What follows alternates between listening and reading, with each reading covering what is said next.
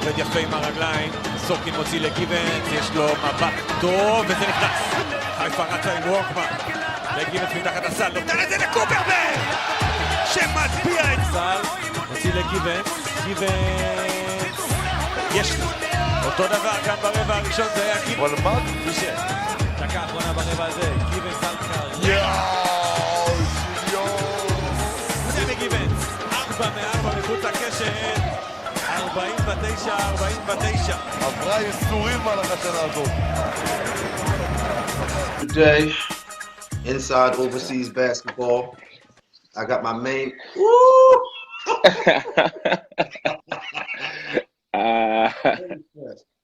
I got my main man, 50 grand, Samme Givens, fresh off a championship with Macabbi Haifa in Israel. Now, the world wants to know a couple things, and I'm going to address all these issues and questions, but I have a question for myself first. The first question is, can I borrow $27? Because I know how it go when you overseas and you winning these championships. You know they got that good old championship bonus money, so you can cash at me however you want to do it. Now, all the big and better things. For those of you from Philadelphia, you already know who Samme is. For those of you who don't know exactly who Samme Givens is, I'm going to introduce him for you now. Drexel University, 1,000 points, 1,000 rebounds in college. Played against your favorite players in college. Probably got dunked on by DeMarcus Cousins when you played at Kentucky. Blown by John Wall. Beat a Louisville team. Was that at Louisville? Yeah. Perfect. Right. But we're not here to talk about that. We're here to talk about your experience in Israel.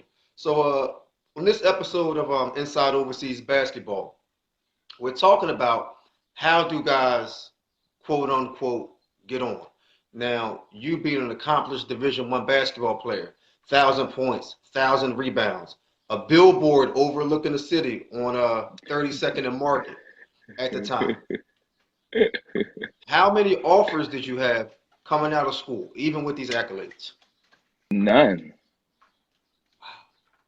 So no offers to play overseas, despite, TV video, billboards, winning team, record-breaking rebounder. You had 0 offers. Yeah. Okay. So what, like your personal path, what did you do to kind of generate the interest to kind of, get your career jump-started? Well, for me, it was first things first, sign with an agent. This agent, sign with somebody that believes in you and believes in your career and believes in your abilities. That's the first thing and foremost, because if he believes in your abilities and he believes that you can go and everything like that, he's gonna, because at the end of the day, he makes money off of you to keep it 100. So he believes in what you can do. He's gonna put his best foot forward to he's gonna put all his energy, time, everything in trying to get you the best opportunity, the best job for you to be successful. So that's the first thing. Okay. And out my senior year, he put me in a showcase out in Vegas. Well, he had a camp. Yes, he put me in a camp out in Vegas, and basically they told me, all right, there's going to be overseas coaches, GMs, other agents, whoever, all everybody's out there in Vegas. Right. During, so if I could the summertime. 1 second.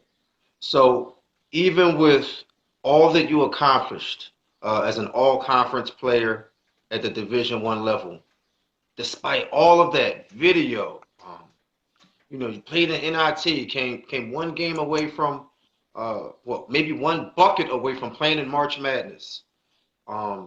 You still had to prove yourself in person, even for a player of your stature with your accolades, in order to secure your first contract. Yeah, and because I don't, to be honest, I don't meet the eye test. The eye test on, on paper he's a 6'5" power forward, and I don't got a 40-inch vert. I had to go, I had to rough it out, and that's cool because I had to, do it that way, a lot of time throughout my life, so it's cool. Right. So, you know, I went to Right. those camps. I went to the camp. Yeah. Now, can you And explain the camp experience to us? I mean, how was the layout? You know, you said it was in Vegas. I know they have a lot of camps in the summertime, you know, in this Vegas camp during the summertime was in Las Vegas. right. There's a bunch of camps out there, and unfortunately, there's a lot of camps that's out there just to get your money. And Ah, fortunately enough for me, I was in a camp where it wasn't BS. In the beginning, you know, you walk in, you sign up, sign up, everything, everybody, you get you get to meet some people and stuff like that. Then the next day is you go to workouts in the morning, you work out in the morning, and then you play with your team that they assigned you to in the afternoons. okay. So, Now, and what the was your object is preparation leading up to camp? preparation was I worked out every day, multiple times a Okay. day. And I did, strength and conditioning. No, first I shot, then strength and conditioning, and then I probably played at, pickup or after in the afternoon. So Okay. So you my were daily essentially joint working was out wake up. 3 times a day, more or less, Yeah. Yeah, for sure. Every day, including a conditioning session. including conditioning and everything. Yeah, yeah, Right. Okay. yeah. So where was So your first job? Where did you initially start your career? I started my career in Amsterdam and Holland at a club Ooh. called Aris Leeuwarden. Okay. Aris Leeuwarden. To be honest with you, the reason I got that job is because of that camp. It's because of the Right. camp. I went down there. If I could tell you the quick story, is I went down there first game. I played mediocre. Talked to my family and friends, and they were like, "That's just not gonna cut it." And then Right. the next game, I had 30 and 12, and then another game, 28 and 15. And one of the GM from the Highland team walked up to me and said, I think you would be a great player for my program." So he signed you, or basically offered you, right on the spot Well, after proving that you could do it. yeah. Basically, that's what he said. You got to go through the logistics. Talk to my agent Right. and that, and work out all the arrangements of what's going on, how I'm gonna live, my car, and everything like that. But Right. he said he liked me. So Right. after that, it was all she wrote. So after playing in Amsterdam, where'd you go afterwards? Can you give us a sort of timeline on your career, how you went from an undersized power forward to playing in Amsterdam to now basically being at the top of the food chain on your way to, the top division in um, Israel? yeah, listen. I went to I went to Holland, and I was on the team. I'll tell you like how much I made my first year. I made $2,000 a month, and it Okay. was and it was, for me, I was like, damn, like that's nothing. That's pennies. And you ain't coming from a Duke or anything like that. What you expect? You gotta Right. grind for yours. And I said, all Right. right, that's cool. So they said, you got a job, go over there, and you want more money, kill, and then you will get more bread. Simple as Right. that. Right. So I went over there and I did just that. So after Amsterdam, I went to play in France, Pro B, Okay. and I went to France and played for a club called Evro, which was a great situation. I loved it. France was great. Right. And I want to know, yes, I quadrupled my money, Ooh. so yeah, so In it one was a, it season. was, in one season. Well, I had a One really good season. season. Right. Hmm. I had a Right. really good And, season. and I think that's part of it that gets lost, with a lot of young players, they're chasing the bag or, whatever it is they're doing. A couple of things that stood out to me was before you went to camp, you spoke to working out 3 times a day. That's for one. Okay. Yeah. Shooting, conditioning, and then pickup. Okay. And then two, Hmm. when you got to Europe, it wasn't necessarily a big party for you. More so, it was an audition and an opportunity, for you to kind of put your work in, and quadruple your worth, over the course Yeah. of, one basketball. So not even a year. A basketball season is 8 months, 8, 9 months. It's not 12 months. So, the next eight, Right. 9 months, quadrupled your salary, which is well Right. deserved.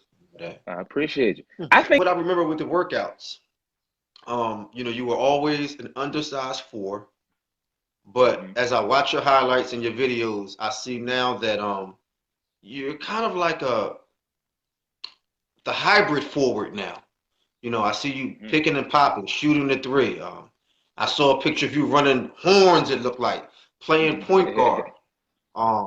Very impressive. Can you give us any insight, especially the young guys out there, as to what it takes to be successful at the professional level in Europe and beyond, skill-wise? Well, right now, skill-wise, like you said, I was an undersized big. So for me to have more advantage in games and against, bigger defenders and things like that, I had to work on my game.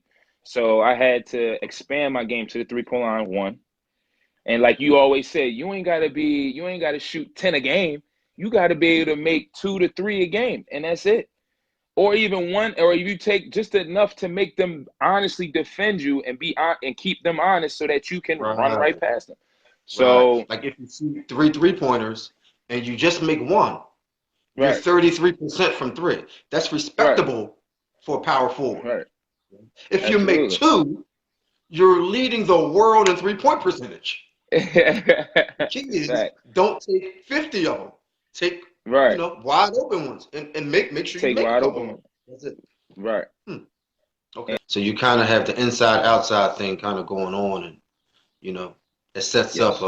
I guess they set up each other, in a lot of ways. Right. They do. So for sure. We're wrapping up, but just one last question: what's next for Samme Givens? I mean, you guys, Macabbi Haifa, you're moving up to the first division. Did you sign a 1-year deal, a multi-year deal, or how does that normally work? Right now, I got a multi-year deal, and actually, it's just crazy. I just spoke to my agent about it because they just I don't know, like most people don't like to leave with not getting their money and things like that, but I'm in a league where if they don't pay me, they get sued by the federation and things like that. So I'm good. So I did get a new coach. So now we got a new coach, and we got to work out if he wants to keep me or not, or what's going on and things like that.